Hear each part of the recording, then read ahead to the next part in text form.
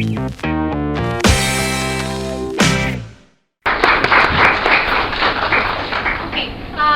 if any of you Googled me before, you will realize there are two Niveditha Menons and the one with the H.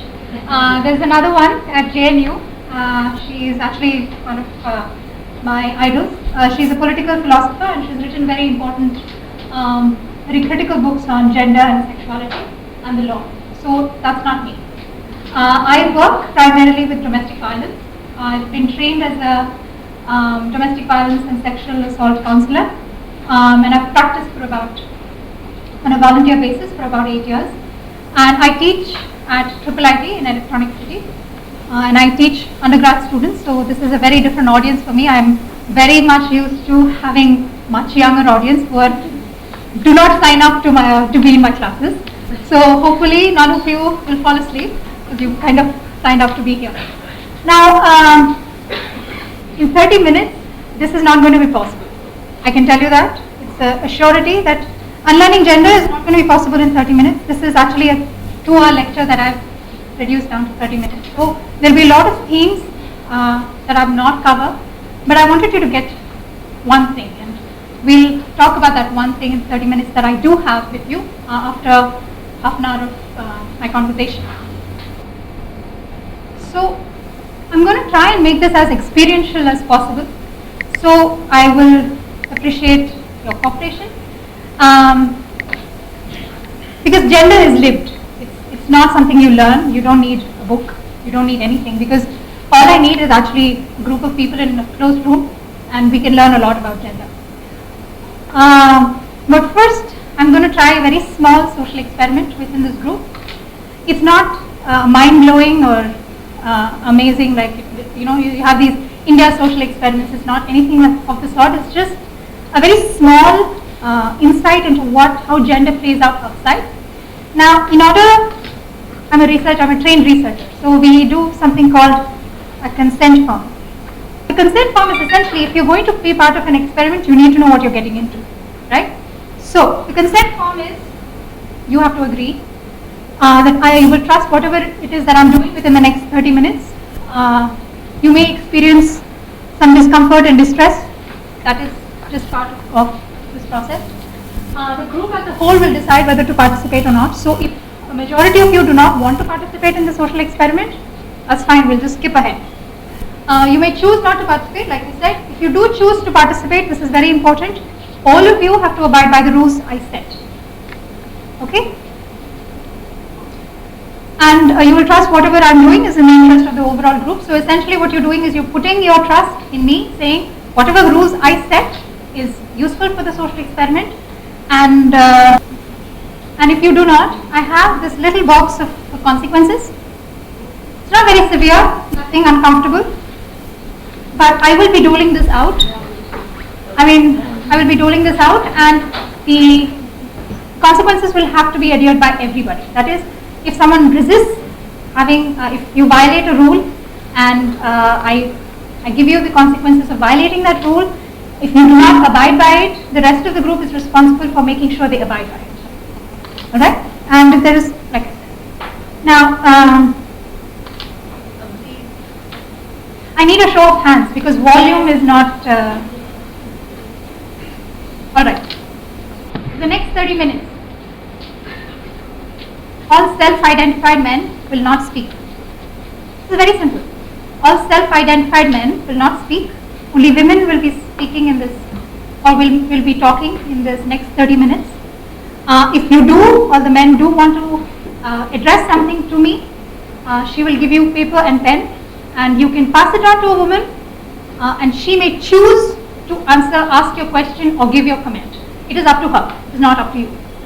Alright? This is very simple. Men do not speak. Women speak. Very simple. That's no big, not a huge experiment, like I said. Like I said again, this is very important. The consequences for violating will be uniformly enforced by all of you, not just me. I will just dole out the consequences. Alright? Okay. Now let's start the conversation. Now the first thing we start, the first thing I start with any conversation around gender is the difference between sex and gender, because that's one of the first things that people talk about. At least the feminists have been talking about, is the difference between sex and gender. It's essentially, gender is in your head, sex is in your body, right? Sex is determined by your biological attributes, like your biological organs, the number of hair on your body, the span of your hand, those kinds of things that are physically attributed to a male or a female is sex, and what is culturally considered a woman or a man, because a woman or a man in different parts of the country are different, right? So, but the thing is, the transition, and what I really want to talk about today, because the theme of today's lecture is education, is how do you move from being a male to a man, how do you move from being a female to a woman, because one of the things that I do want to talk about is that transition is not as smooth as you think it is.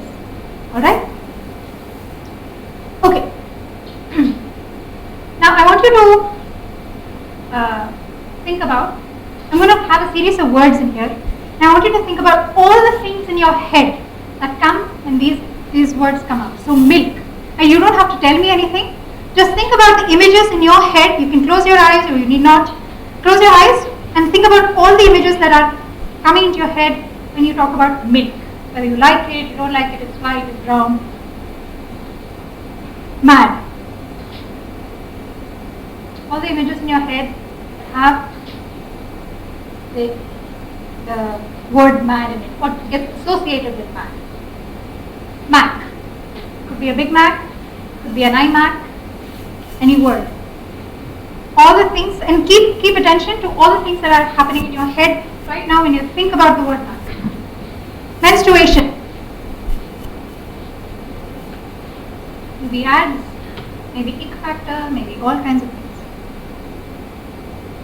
Men. You have maybe a number of images, maybe you have a single image.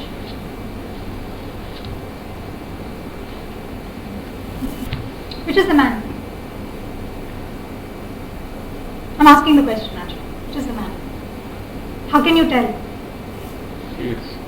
So when you look at this, it's actually kind of easy, and people are very quick to figure out how we think about what we think is a manly attribute, or who we think are men. Because technically we don't know, but we have an immediate association, and it's there for everybody. Even if we don't want to think it, there is an immediate association with one body being a man and one being another. This is actually a collection of all the faces that are actually technically coded as men. So you have a sense of all of these. When we think about men, we think about these men, right, in general. Or we think about this. We also think about men like this, right? These are also images of men that we know, that we look to in TV. And these are not always the images that come to mind, but these are images that also become part of our big construct of men. The next thing.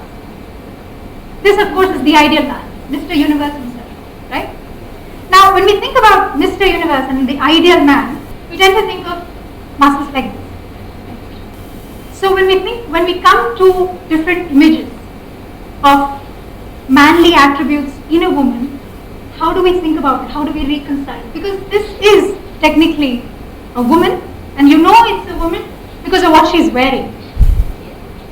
Right? There is nothing else that when you look at the image itself in terms of the biological construct of how we think about men, the only difference, you're actually looking at a woman's dress right now. But you do not identify that as a woman's dress because it is not given to you, it is not shaped in a way that for you is considered a biological woman. But she is a woman because you can clearly see there is an absence of penis, there is an absence of certain other biological traits. And the reason why you can clearly see she is a woman is because she has the upward physical attributes of, she's wearing a short dress, she has longer hair, But technically, you can't tell by physical attribute whether there is a man or a woman, except of course if it is very, obviously if you're naked you can. So is this a man or a woman? These two images.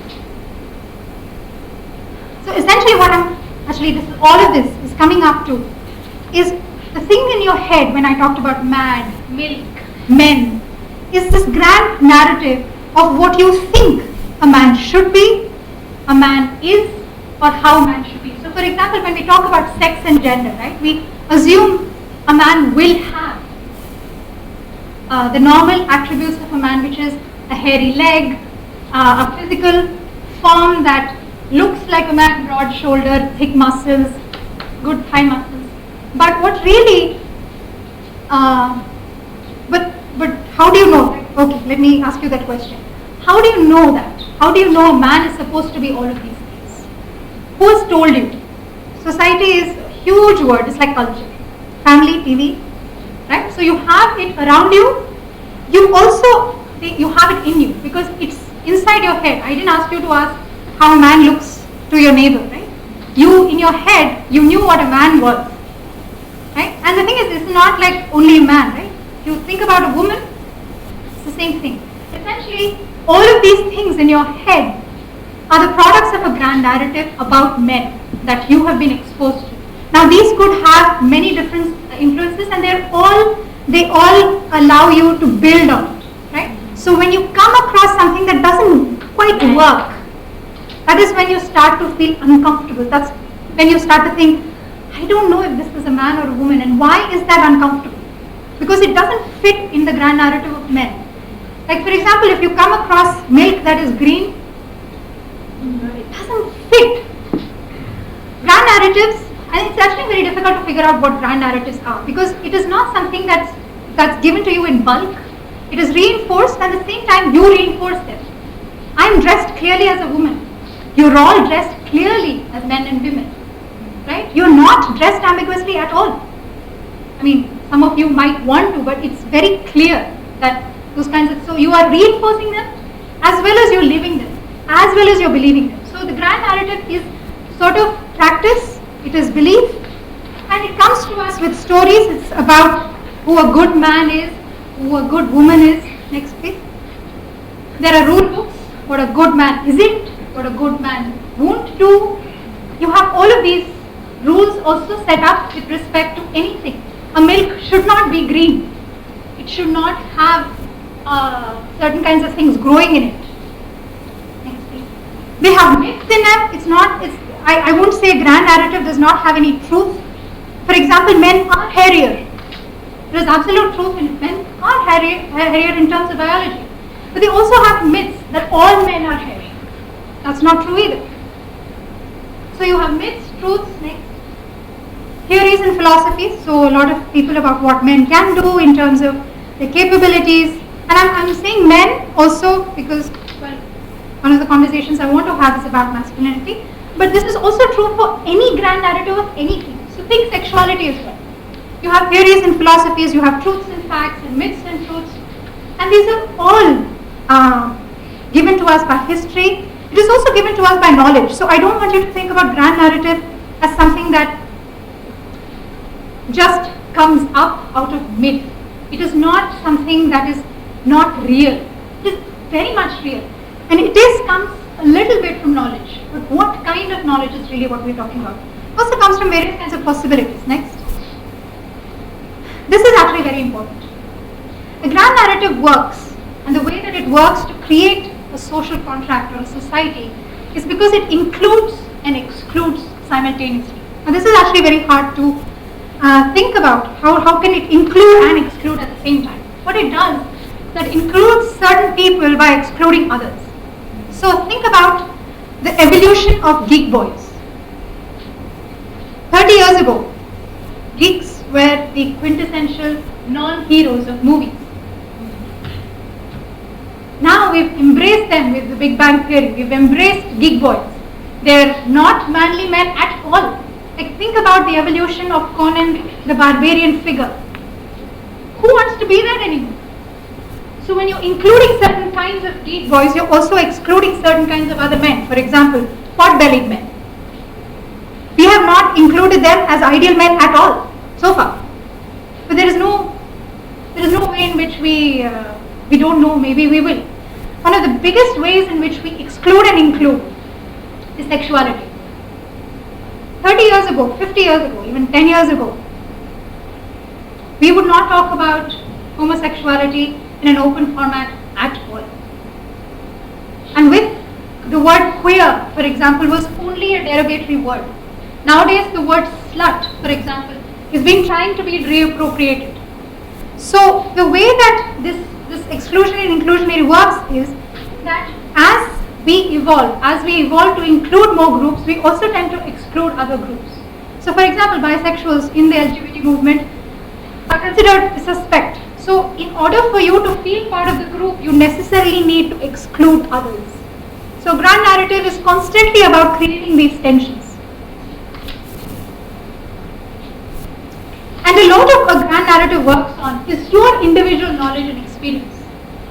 All of you said you know this also by media, family, society, relatives.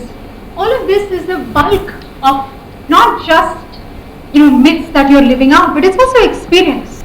It's also knowledge that you have. And what you do by creating all that knowledge and experience, you actually live it out.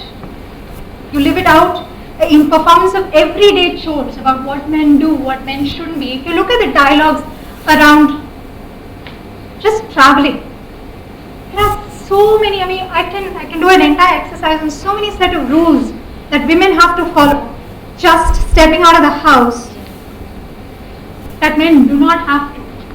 But men will have different kinds of rules that they have to follow when they are stepping out of the house. They might be entirely very different. So grand narrative for any social group could coalesce, could overlap, but also could be very divergent. And one of the things that I want to talk about today is how do you start to see this? How do you because for us, it's something we do without question, we do without thinking. And I want you to start thinking about it next. And this is really what I want to talk about. Because Karishma was right, I do a lot of gender equality stuff, not as much as I'd like to. But a lot of Unlearning Gender is about learning about power and inequality. It is about taking responsibility, it is about understanding how power and inequality works and it gets experienced and is lived through power and inequality. So this is really what I want to talk about. Next. I'm glad somebody brought up media, because that's one of the primary ways in which any grand narrative of gender. So let's move away from grand narratives of men and move to grand narratives of gender. Now because you need to know what grand narratives of gender are before you unlearn anything. This is actually, if you just Google sexist images or body representations of women, you'll come up with these images. It's not hard to find.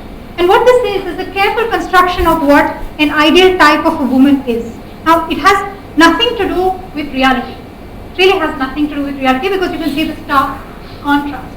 And the difference is also with respect to gender.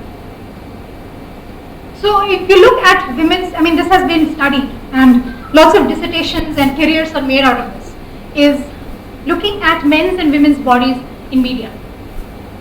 Women's bodies are always on display. Both of them are singers. One has to be naked in order to sell magazines, the other doesn't.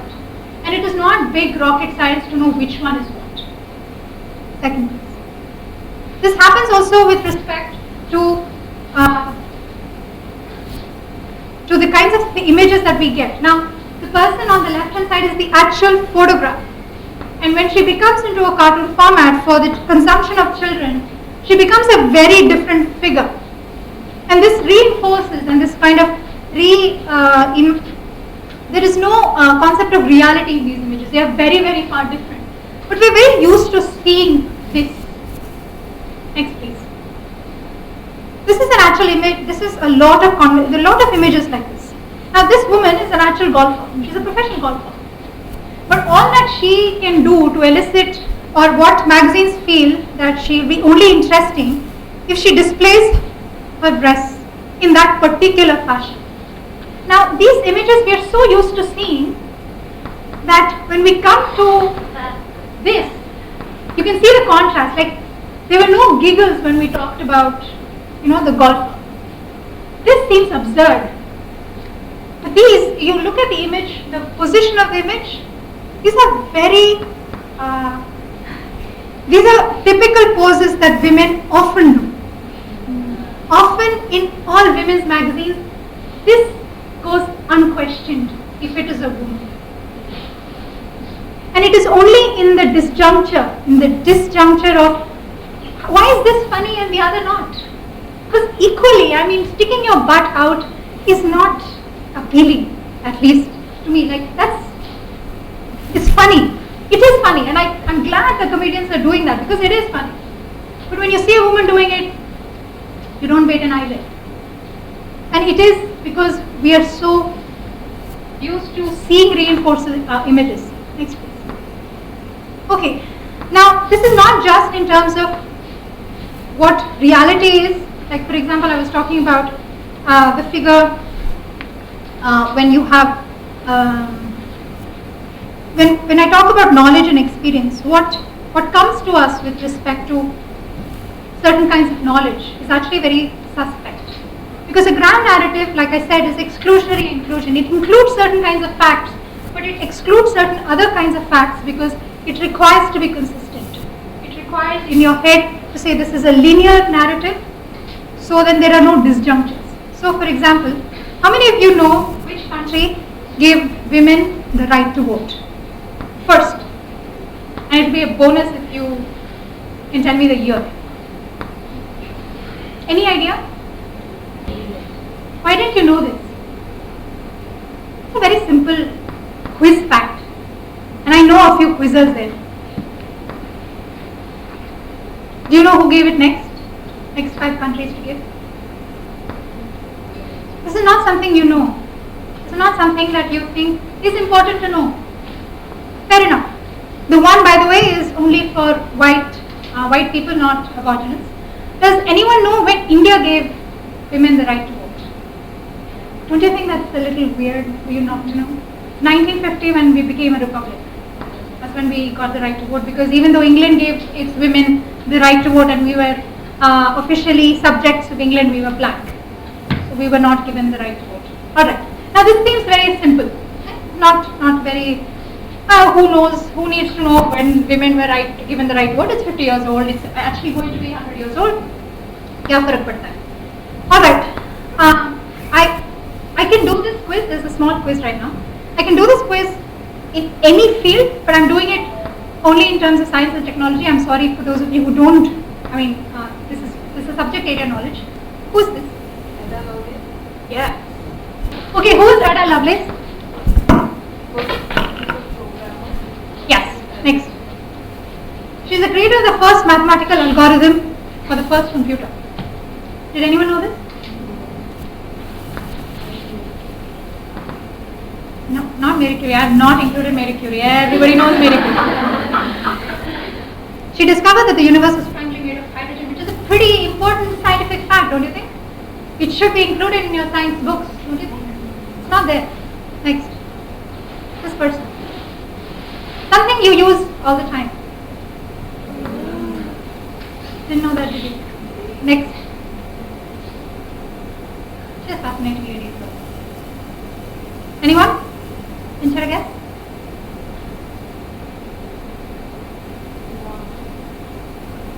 She was a cartographer. She worked with a few people and she pretty much drew. You see all those maps? She drew the ocean. This is fun. I cannot do this presentation without her. She is basically the creator of the earliest form of Wi-Fi. So she was actually one of the people who worked in the first computer labs in the US, and she was part of the team, and she came up with the idea of creating a way of communicating that the Russians could not know. This was in World War II. Not the Russians, I'm sorry, the Germans. And based on her design, see, the thing is, when I say she's the creator of the earliest form of Wi-Fi, I mean really early. Right?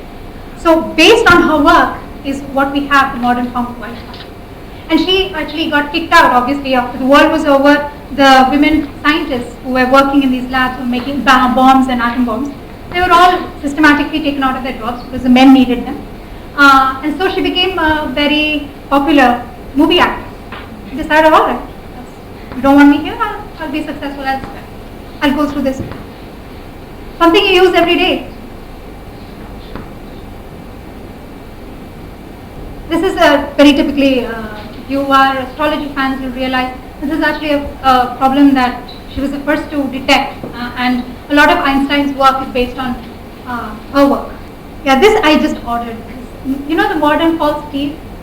This woman was Niveditha Menon. It was amazing. She was an inventor. She had small kids, and she was living in a small farm in the middle of nowhere in America, and she basically started doing lots of mechanical things. So she's built a lot of things, but of course no patents during that time. So she did the circular saw, which she still use right now, false teeth, all kinds of mechanical things that are used for farming.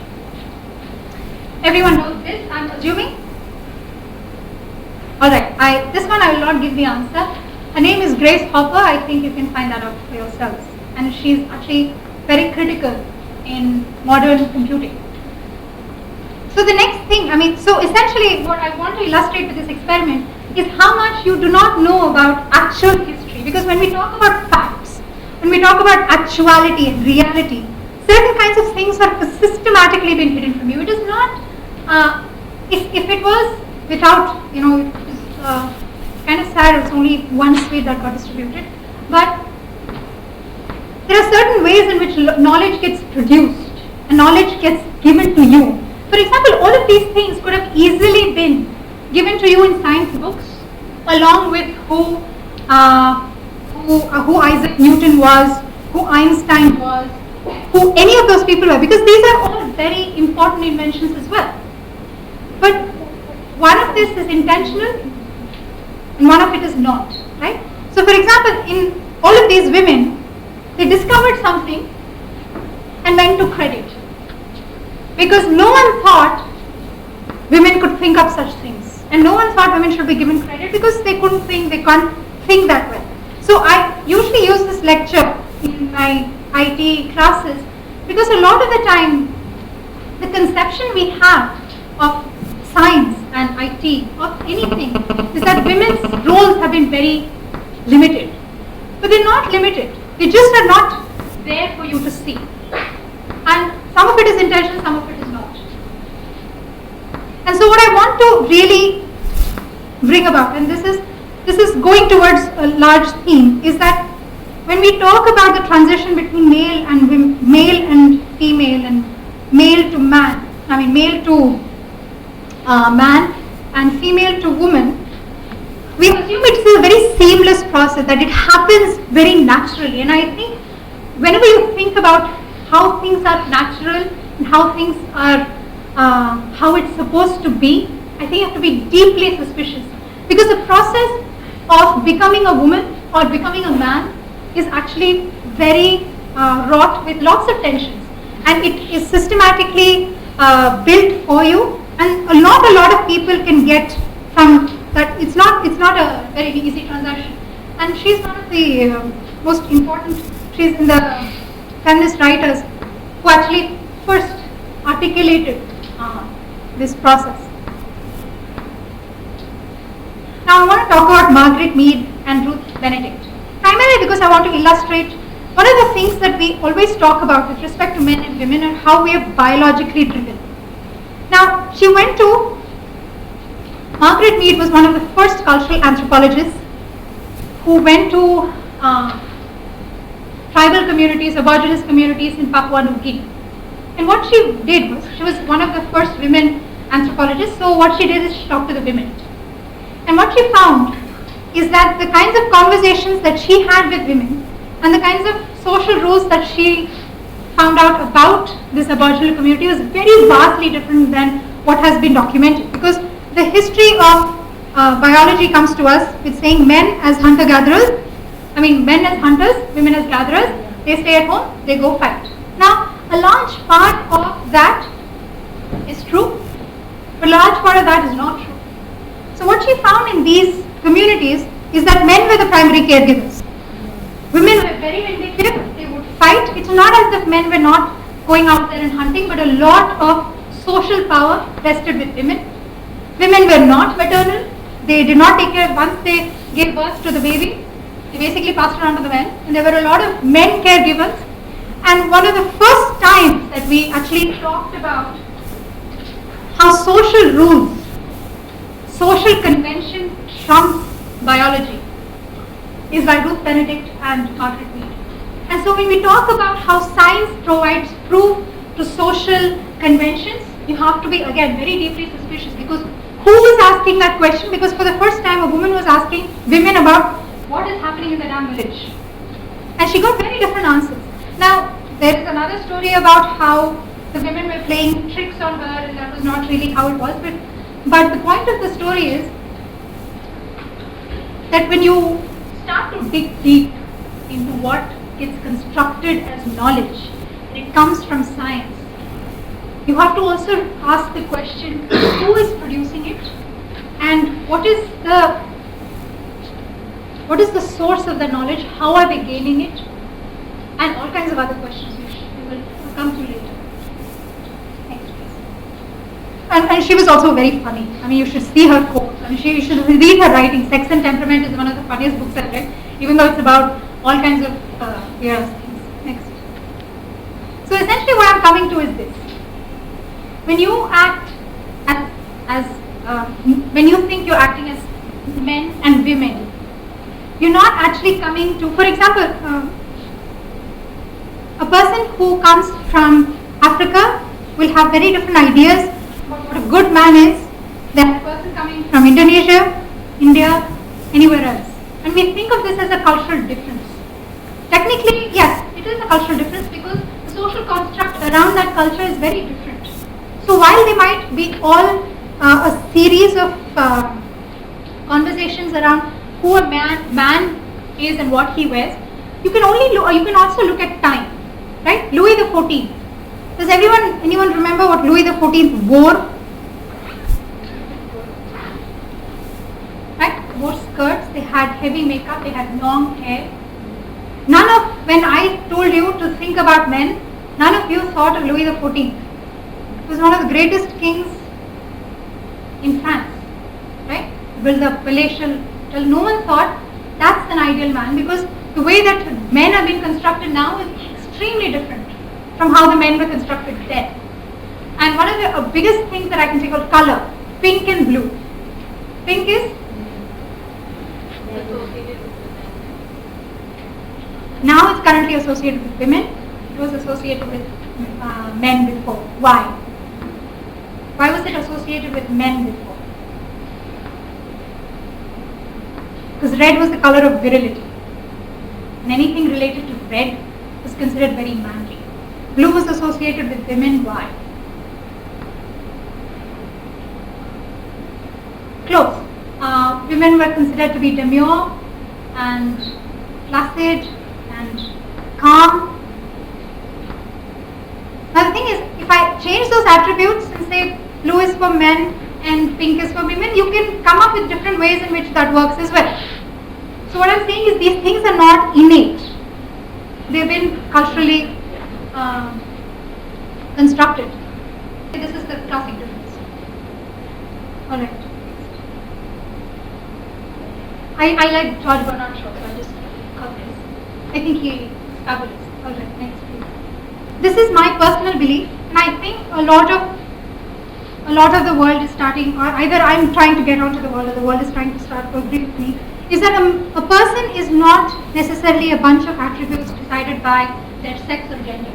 That if they want to be dashing and handsome and compassionate and strong and passionate and logical and sensitive and bold and free and loving, and all of those are either male or female attributes, because a lot of, if I had more time, I would have actually asked you to write down female and male attributes, and a bunch of this would have been neatly segregated. Because a man is compassionate only if he is Gandhi. He can be compassionate in very limited circumstances, but Sensitive men, for example, we haven't figured out how to include them in yet, but we will. Next please. Close your eyes. Think about any man you know. Any man. Okay, picture him. Clearly? Yes? Okay. He is wearing a pink skirt. Short pink skirt. Anyone find that funny? Alright, open your eyes. The thing is, a lot of the time when we... Actually, nothing about this man changes except he's wearing a pink skirt. Correct? And yet, when we think about it, there is a huge anomaly. And it is because we think about certain kinds of images and certain kinds, like a man cannot be, like for example, if any of you men wear a pink skirt and walk around, what would that entail? How difficult would it be? The thing is, nothing about you changes, nothing. You're still the same person. It is just an addition of a pink skirt. That's something that I want you to think about. I want you to keep in mind when we go to the next. And this is really about the power that a grand narrative has on you and has on everyone, is that you cannot think of violating any social rule that has been set out because you have clear ways of knowing that's not right. In your head you're saying that's not right. And I think a lot of it has to do with power and the ability, for example, the ability of a certain grand narrative or certain someone else to tell the story of another person. So by wearing a pink skirt, what you say about another person or what you are representing to another person is an entirely different person than who you technically are. And one of the things that I really want to bring out with respect to power is that it is not just, and now I want to start talking about men as the neutral figure, right? So women wearing pants, not so sensational, also because we've started to women wearing suits, for example, manly suits are still considered but essentially I want you to think about power as understood in terms of power over relations, and it's defined in terms of its actual exercise. So when we talk about men in terms of let me ask the women, what is so discomforting in your head, if it was discomforting, about a man in a pink skirt? So I'm going to take two things about what you said. One is, you never felt the need.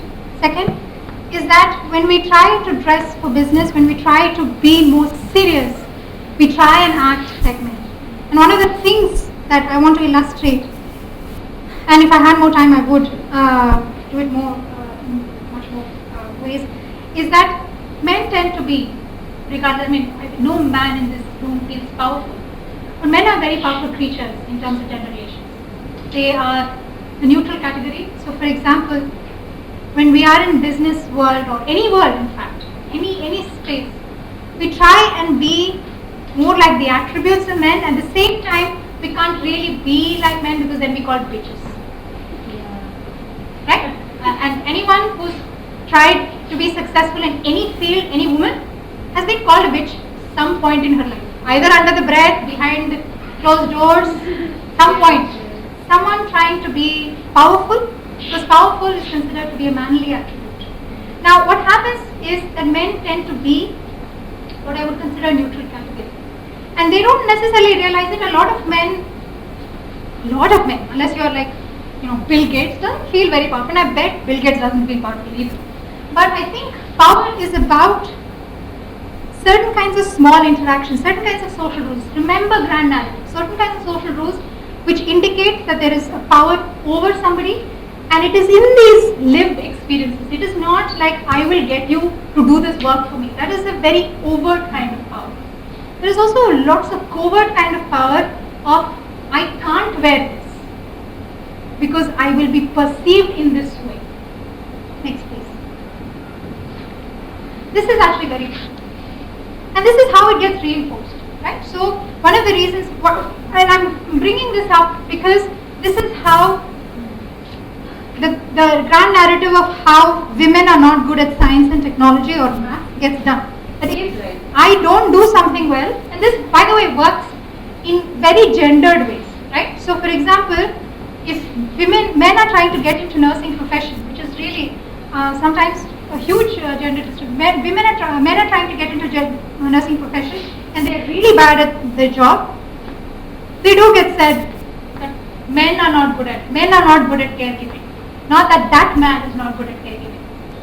So these things get internalized very quickly, very powerfully, and it's very hard to dislodge.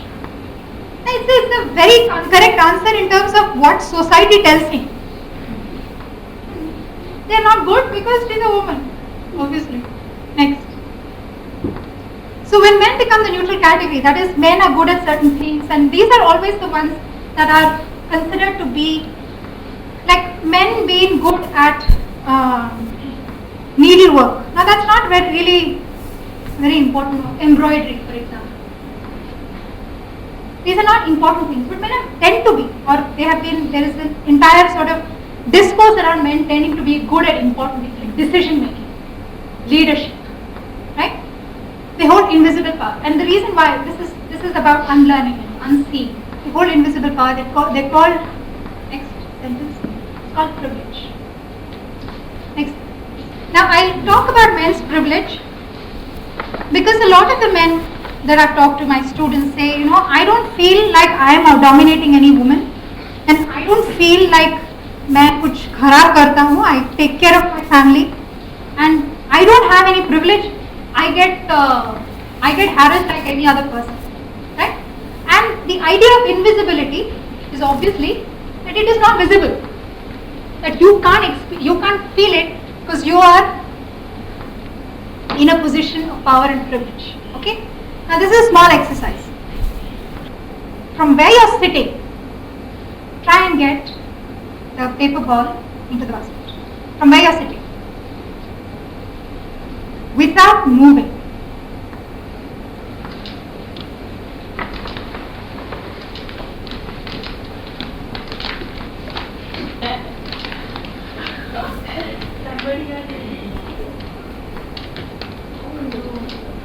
Alright, 2 people got it. Do you know who? Somebody.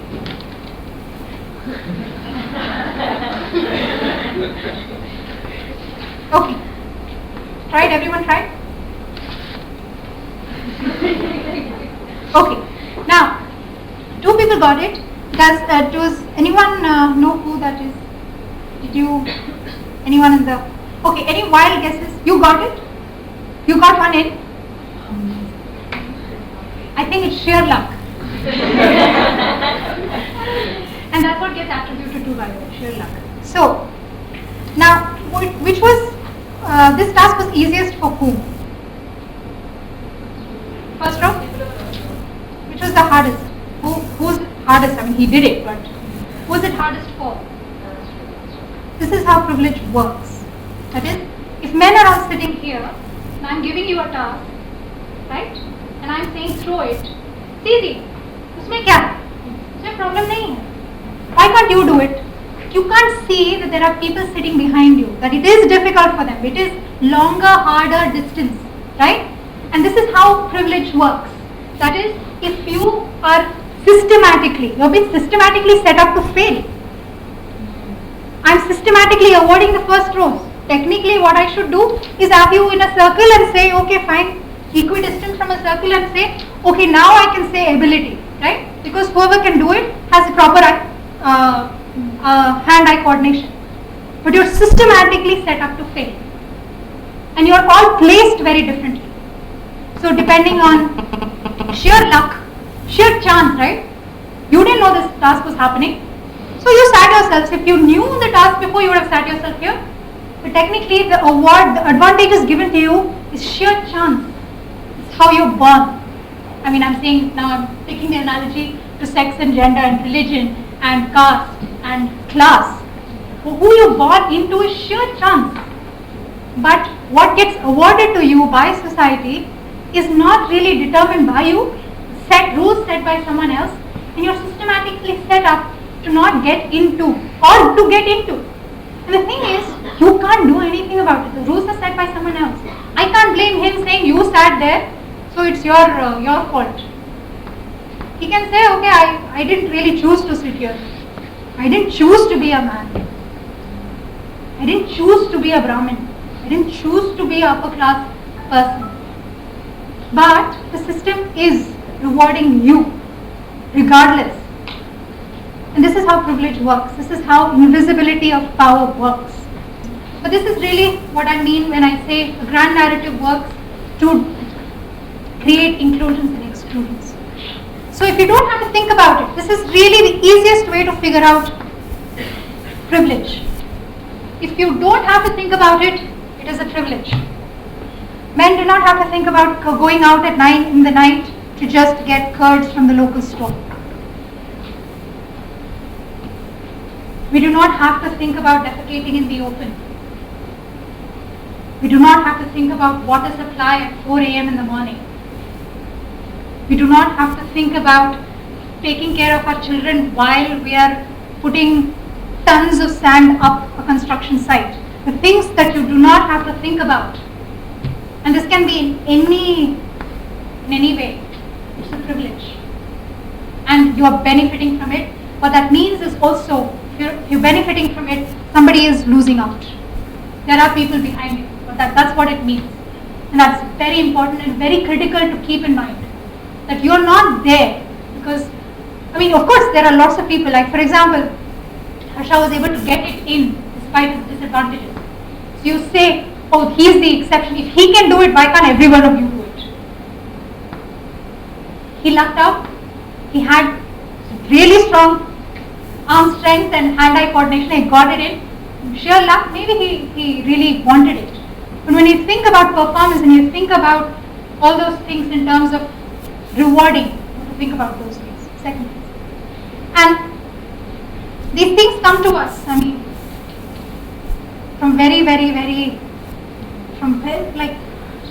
it's reinforced constantly. Next, please. You have these are like for 2-year-olds and 3-year-olds. Apparently, you cannot have butterfly in a boy's frock. You cannot have hair. I don't know why hair is somehow women. Given men have a lot more of it. Then there is cooking. Cooking apparently no men will ever talk about. It seems to me very confining. And it happens also with respect to reinforcing not just of men, or not just of women, but also man. Be a man. What does that mean? Does anyone ask what does that mean? What is be a man? And you can't whine apparently. And a lot of this, like for example, I'll rush through this because I don't have a lot of time. But a lot of this you can see constantly with respect to representation. So women are not represented. And this is just, I'm talking about gender, so I'm talking about this. But if you look at color, you look at creed, you look at any religion, the representation of an ideal type is heavily dominated in the media. And women, barely 36%, 50% of the population, 51 actually. And we appear 36% in very stereotyped roles. Next.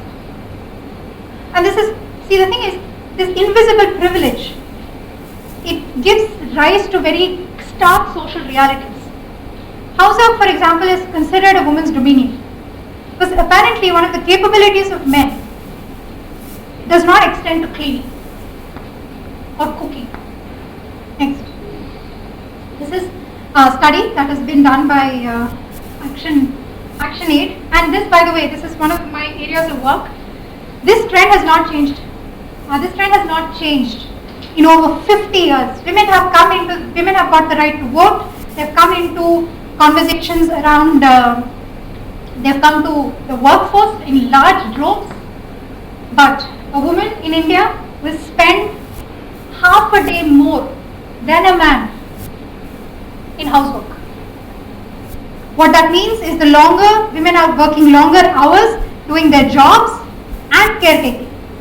And it is called the double burden actually. In the 1984, it's called the double shift women work 2 shifts of work. And the thing is, this is unseen. A lot of men, when I talk to them for the first time as to who cleans up, they are mystified. I don't know. Like, they have never thought that there is a process of, for example, cleaning up the grout in their bathroom. The thing is, a lot of men will do part-time. But the responsibility of if the house is dirty, blame the woman. This is the amount of unpaid care work. If you put a number to it, that is contributed to the national GDP. If you actually paid women to do, basically what happens is when women are doing all this care work, they're subsidizing a man's income. So they don't have to hire out. This is how much women's care work is worth. That is only in the formal economy, not in the informal. This is only in the formal economy that they've been able to attribute. This is how much work they actually do if they were paid for it. This everyone knows. One of the realities of life, and this is, I'm going to use this platform to say it, but we have a lot of conversations around rape and domestic violence. Rape in this country right now, which is great because I didn't think 15 years ago there was ever going to be a conversation around that time. But rape happens 90% of the time in the house by someone you know. This is the reality of rape. The narrative of rape is that outside is unsafe. But really for a woman, 1 in 4, including women in this room, 1 in 4 chances she will be sexually molested, assaulted or raped by someone she knows. Ex-boyfriend, boyfriend, uncle, neighbor, teacher, of her boss. That's the reality that you're dealing with. And no amount of policing is going to stop that unless you start thinking about what it means to be a man and what it means to be a woman. Next, please. This is the percentages. 77% men feel their masculinity threatened if their wives do not listen to them. This is the reality of our social milieu. Wage gap. Wage gap everybody knows. And this is not even in the informal economy, it is not even in India, it's in the US where it is documented. Here it's not even barely documented. And it has been in 77%, and really the difference is this. Of what gets perceived as a man or a woman, the thing is they've done so many social experiments, it's so old right now. You give an HR manager 2 resumes, same exact, one is male name, one is female name, he will pick the male and give them more money. The essence of unlearning gender. How do we know? We know next. Let's assume we walk into this room. Okay? Everyone is wearing a cone around their necks which protects them from looking downwards. So you can see the other person, you can't look down. Walk into a room, you interact with them. You don't know your gender. How will you figure it out?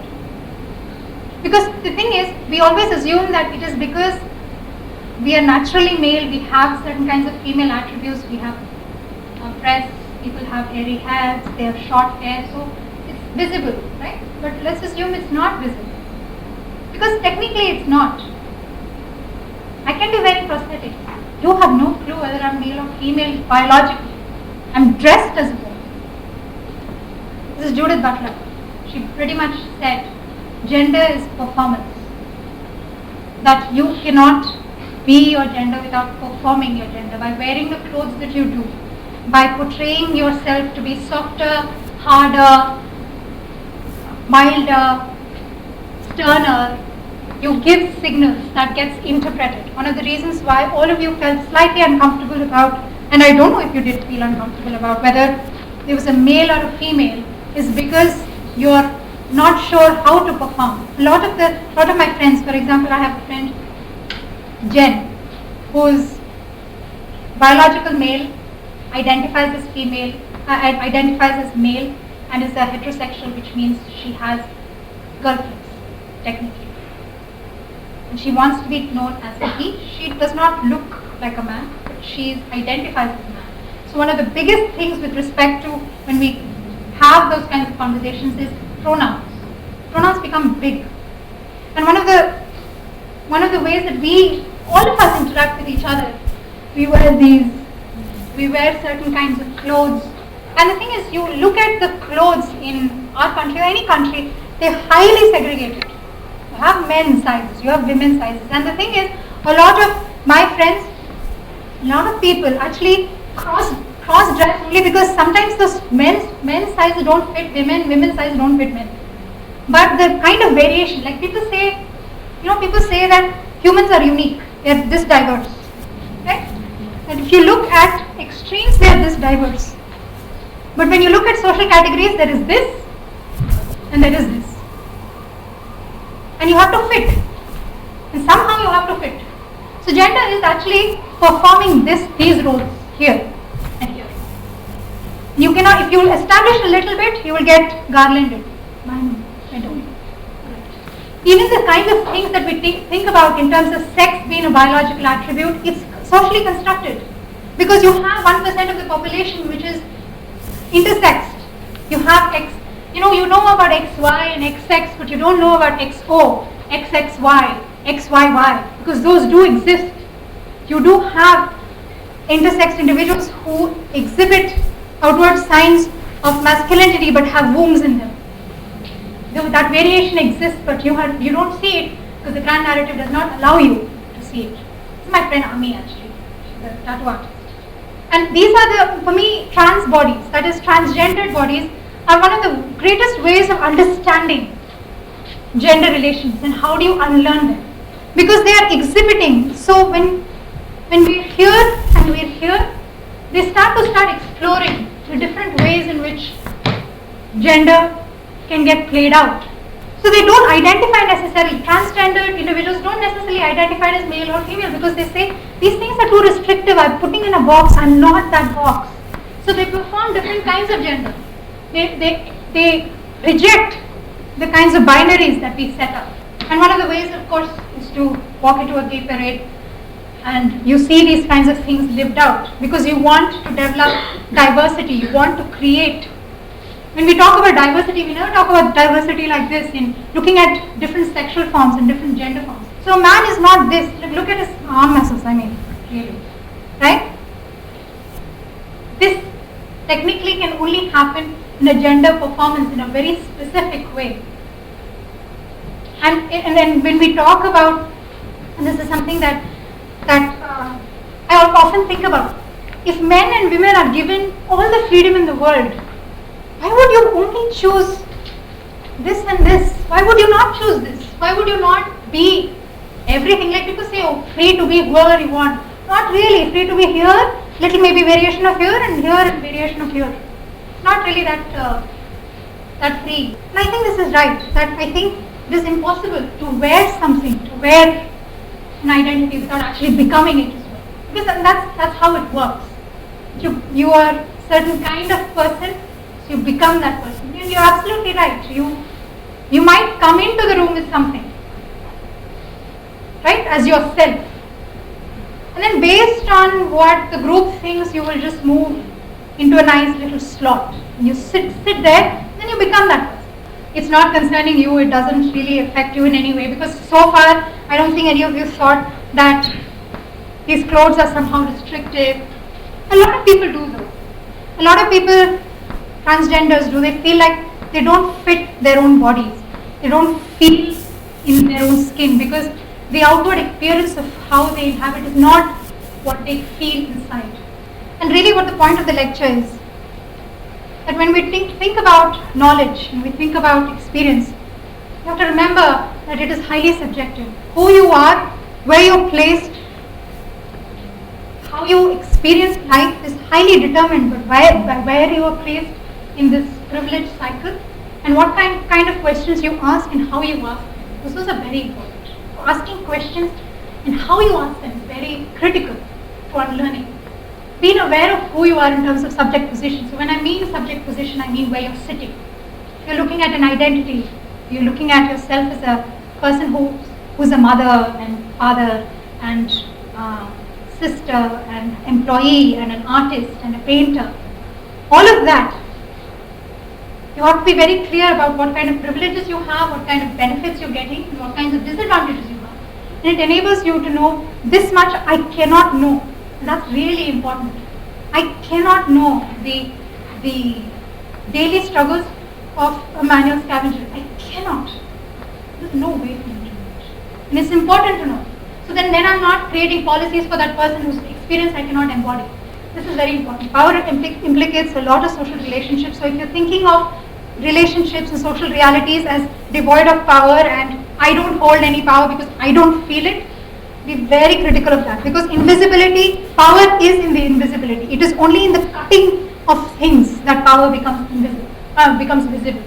So when you see transgendered bodies, that's when power becomes visible. So invisibility means you're holding power relationships. I do this a lot. But it's normal. We've been doing it for so long. Anytime you hear it, you have to ask, what purpose does it serve? Whose purpose does it serve? Because it serves a purpose. A grand narrative serves the interests of those who dominate. It serves the purpose of those who can fit in, who can be normal. Because if everyone becomes whoever they are, then there is no power relationships in terms of I get to say this and I get to pass.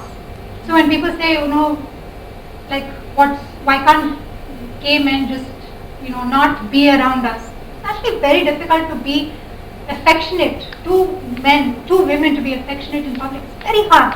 I mean, it's very hard to wear a pink skirt, man. Because they're minority, as soon as we have more people like that and we let them in, maybe we will not feel this discomfort. I'm saying that there is no such thing as a minority. That's the reason why the way that social narrative gets constructed is that they become a minority and we take them. This is exclusion, we are inclusion. We don't know if we are a minority. We assume we are a minority. Slums, for example, this is my example, right? Slums have the highest number of inhabitants. The majority of Bangalore population resides in slums. Do we think of them as the majority? They're not. That's not who we are building roads for. That's not who we are building transportation structures for. But they are the majority in Bangalore. So who we think is the majority is not the majority. We are here very conveniently. We are not seeing anything else. That is the invisibility of power. I don't know if any of you read this, right? I wanted to come back to it. So what does it mean to be unlearning gender? So one is to understand, because knowledge is subjective and all that stuff. But if I take specific examples, and this is, I'm telling you you will do it differently and that's how you should do it. But these are the questions I ask when I talk about unlearning gender. Uber is not about the taxi service. Why did he rape her? Regardless, she might be sleeping, she might be snorting coke, she might be doing anything, anywhere. The question is to ask is why did he rape her? Next. This huge controversy about Deepika Padukone's cleavage. Why is it important? The thing is, when we talk about women's bodies and we talk about the golfer, you have to think about what that reproduces. Why is it that she has to be in a certain way in order for her to sell her as an actress? Right? Those are questions you need to ask. I can't ask those questions. You have to. Right? All these things, it is behind closed doors. Nobody monitors. Right? It is only when we talk about homosexual sex being threatening, we're not actually talking about consenting adults behind closed doors. We're talking about sex workers. We're talking about people who do not have the privilege of having hotel room keys and houses. Because who else can get arrested? Unless you report that these two people are having sex, what section can get filed? And why is it so threatening? And that leads me to a whole question on homophobia and all that stuff which I'm not going to talk about. But still, these are the questions really about those things that you ought to be asking. And you can't remain ignorant. You can be. This is a choice. It is a choice, and the thing is we keep choosing. See, when I say grand narrative acts on you, you also act on the grand narrative. You are part of the grand narrative. None of you are exempt from it. You cannot escape, but you're also reinforcing it. You can't remain ignorant. Ignorance is bliss. I say this again, ignorance is bliss. If you don't want to change anything, you'll have to do some stuff. Because I think there are different ways. I love this book. Because I think we don't allow sometimes women and men to do things differently. If I have enough time, I'll tell you the story. This is how I think gender narratives can be changed. This is a school in Brazil, I think, one in South America. This boy here identifies as transgender. Now in the school, all the men, all the boys were told to wear, this is school uniform. They were told to wear pants and shirts, and the women, the girls was asked to wear shirts and skirts.